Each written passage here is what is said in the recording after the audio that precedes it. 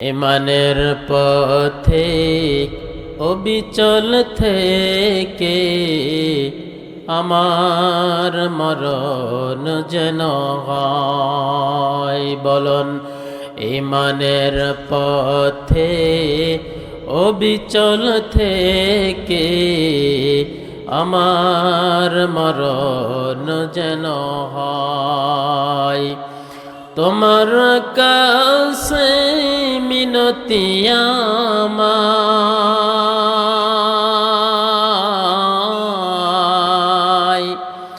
তোমার কাছে মিনতি আমার,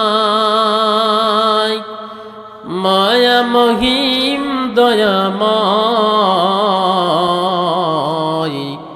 ইমানের পথে অবিচল থেকে আমার মরণ যেন হয়।